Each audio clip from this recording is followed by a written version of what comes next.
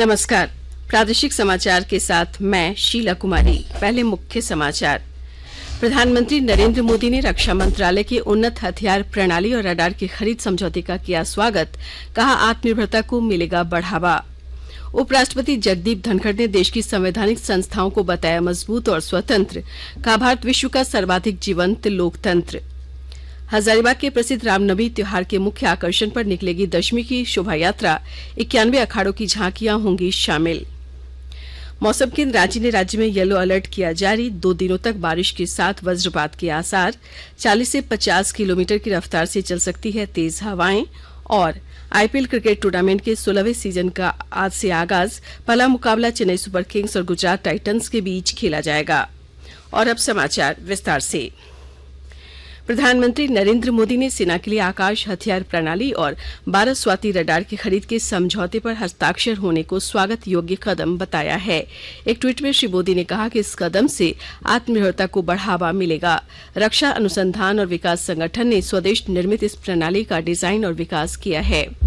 प्रधानमंत्री ने भारतीय नौसेना के लिए समुद्री तटों की निगरानी करने वाले 11 गश्ती जहाजों और 6 नेक्स्ट जनरेशन मिसाइल की खरीद के लिए इंडियन शिपयार्ड के साथ समझौते की भी सराहना की है। उपराष्ट्रपति जगदीप धनखड़ ने कहा है कि भारत आज विश्व का सर्वाधिक जीवंत लोकतंत्र है। उन्होंने कहा कि देश की संवैधानिक संस्थाएं मजबूत और स्वतंत्र है। श्री धनखड़ ने राइजिंग इंडिया शिखर सम्मेलन के समापन कार्यक्रम में उक्त बातें कही। उन्होंने कहा कि भारत सबसे बड़ा लोकतंत्र ही नहीं, लोकतंत्र की जननी भी है। झारखंड अधिविद्य परिषद की ओर से आकांक्षा परीक्षा 2023 का आयोजन 2 अप्रैल को होगा। वार्षिक माध्यमिक परीक्षा में सम्मिलित हो रहे छात्र आकांक्षा परीक्षा में भी शामिल होंगे।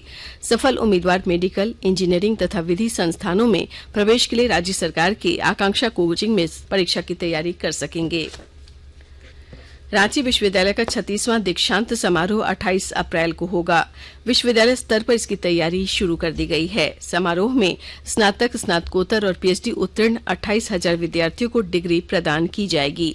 80 विद्यार्थियों को गोल्ड मेडल दिए जाएंगे।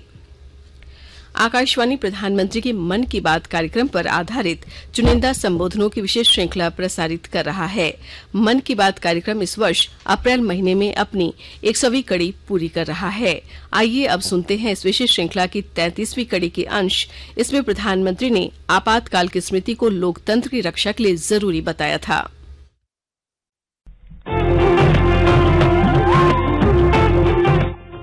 लोग, आवाज और सीधा संवाद, यानी आपके हम सबके मन की बात।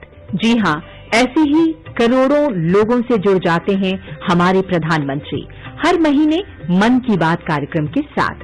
आकाशवाणी पर यह सिलसिला अप्रैल में 100वीं कड़ी के साथ जारी रहेगा। इस विशेष मौके पर मन की बात कार्यक्रम से प्रधानमंत्री के चुनिंदा संबोधनों को फिर प्रस्तुत किया जा रहा है। इस विशेष कार्यक्रम की 33वीं कड़ी में पेश है मन की बात का वो खास अंश जिसमें प्रधानमंत्री ने आपातकाल की स्मृति को लोकतंत्र की रक्षा के लिए जरूरी बताया था। स्वाधीन भारत के लोकतांत्रिक पर्दे पर काला धब्बा है आपातकाल। आपातकाल में नागरिक अधिकारों को कुचल दिया गया था। आपातकाल लगाने वालों की मंशा शायद लंबे समय तक शासन की रही, लेकिन देश की महान जनता ने ये भ्रम तोड़ दिया। जाते जाते आपातकाल भारत को जागरूक भी कर गया। अब फिर से आपातकाल लगाने की कल्पना भी नहीं की जा सकती। इसी संदर्भ में ठीक इमरजेंसी की बरसी पर 25 जून 2017 को प्रसारित मन की बात में प्रधानमंत्री ने लोकतंत्र में जागरूकता को कुछ यूं जरूरी बताया। Eternal vigilance is the price of liberty. लोकतंत्र के प्रति नित्य जागरूकता जरूरी होती है और इसलिए लोकतंत्र को आघात करने वाली बातों को भी स्मरण करना होता है और लोकतंत्र की अच्छी बातों की दिशा में आगे बढ़ना होता है। 1975 25 जून वो ऐसी काली रात थी जो कोई भी लोकतंत्र प्रेमी भुला नहीं सकता है, कोई भारतवासी भुला नहीं सकता है। एक प्रकार से देश को जेल खाने में बदल दिया गया था। विरोधी स्वर को दबोच दिया गया था। जयप्रकाश नारायण सहित देश के गणमान्य नेताओं को जेलों में बंद कर दिया था। न्याय व्यवस्था भी आपातकाल के उन भयावह रूप की छाया से बच नहीं पाई थी।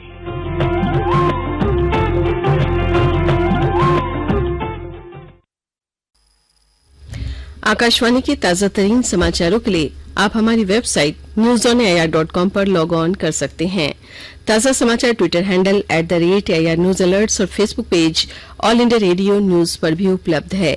आप प्रादेशिक समाचार एकांश के Twitter handle @AIR news Ranchi और फेसबुक, इंस्टाग्राम पेज तथा YouTube channel AIR news Ranchi पर भी हमारे बुलेटिन सुन सकते हैं। प्रादेशिक समाचार आप आकाशवाणी रांची से सुन रहे हैं। हजारीबाग के प्रसिद्ध रामनवमी त्योहार में आज दशमी की शोभा यात्रा निकलेगी। इस बार जिला प्रशासन की ओर से 91 अखाड़ों को लाइसेंस निर्गत किया गया है। अखाड़ों ने भक्ति आधारित झांकियों का निर्माण किया है। हजारीबाग के रामनवमी का मुख्य आकर्षण दशमी की शोभा यात्रा ही होती है। देश में पिछले 24 घंटों में कोविड-19 के 3000 से अधिक नए मामलों की पुष्टि हुई। स्वास्थ्य मंत्रालय ने बताया कि इसी अवधि के दौरान 1300 से अधिक लोग संक्रमण से स्वस्थ हुए हैं। मंत्रालय ने कहा है कि देश में 15000 से अधिक सक्रिय कोविड मामले हैं और स्वस्थ होने की दर 98.78% है। पिछले 24 घंटों के दौरान कोविड की 6000 से अधिक कोविड रोधी टीके लगाए गए। मौसम केंद्र रांची ने आज येलो अलर्ट जारी किया है। कई स्थानों पर गरज के साथ हल्के दर्जे की बारिश के आसार हैं और वज्रपात की भी संभावना है। बंगाल की खाड़ी में बने निम्न दबाव और स्थानीय मौसम में बदलाव के कारण वज्रपात, गर्जन के साथ ओले पड़ने की चेतावनी है।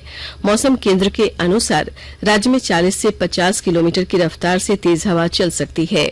इस दौरान अधिकतम तापमान 34 डिग्री सेल्सियस और न्यूनतम तापमान 20 डिग्री सेल्सियस रहने के आसार हैं।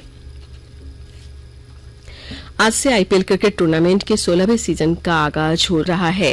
पहला मुकाबला चेन्नई सुपर किंग्स और विगत चैंपियन गुजरात टाइटंस के बीच गुजरात के नरेंद्र मोदी स्टेडियम में खेला जाएगा। इंडियन प्रीमियर लीग में चेन्नई सुपर किंग्स और गुजरात टाइटंस के बीच अब तक 2 मैच खेले गए हैं। इन दोनों मुकाबलों को हार्दिक पांड्या की टीम गुजरात टाइटंस जीतने में सफल रही। और अब कुछ संक्षिप्त खबरें।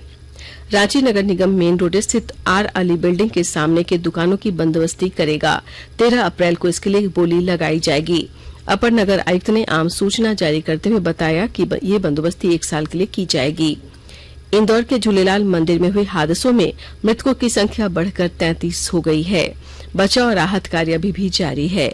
हादसे में हुई दुर्घटना के बाद 40 से अधिक श्रद्धालु मंदिर परिसर के कुएं में गिर गए थे। हजारीबाग के दनुआ घाटी राष्ट्रीय राजमार्ग पर आज सुबह सरसों के तेल से लदे एक ट्रक में आग लग गई। आग की वजह ट्रक में हुए शॉर्ट सर्किट को बताया जा रहा है।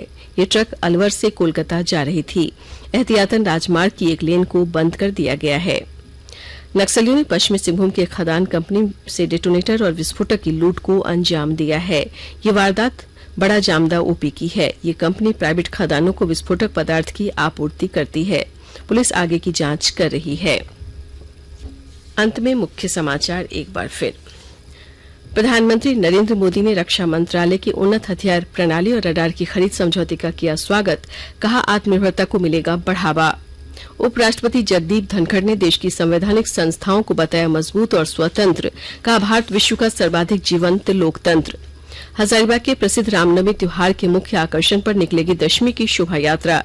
91 अखाड़ों की झांकियां होंगी शामिल। मौसम केंद्र रांची ने राज्य में येलो अलर्ट किया जारी। 2 दिनों तक बारिश के साथ वज्रपात के आसार। 40 से 50 किलोमीटर की रफ्तार से चल सकती है तेज हवाएं। और आईपीएल क्रिकेट टूर्नामेंट के 16वें सीजन का आज से आगाज। पहला मुकाबला चेन्नई सुपर किंग्स और गुजरात टाइटंस के बीच खेला जाएगा। इसके साथ ही आकाशवाणी रांची से प्रादेशिक समाचार का ये बुलेटिन समाप्त हुआ। नमस्कार।